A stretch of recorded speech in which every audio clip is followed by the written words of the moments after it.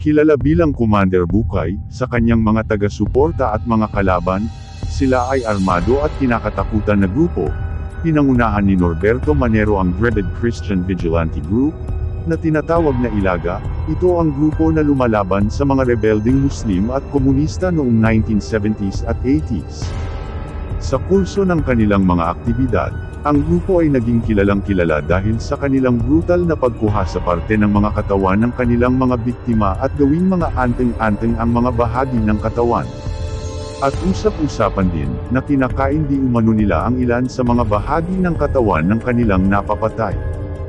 Gayunman, si Norberto Manero, ay hinuli at nakulong, matapos na mapatunayang siya ay nagkasala ng pagpatay at pagbaril sa paring Italyano na si Tullio Favalli, noong 11 ng Abril taong 1985, sa Tulunan Cotabato, matapos niya itong pinaghihinalaang siya ay isang miyembro ng komunista. Ayon sa mga saksi, matagumpay si Manero na mapatay ang pari, at hindi pa nakontento, ikinalat pa di umano ang kanyang at kalaunan ay pa ang mga bahagi nito.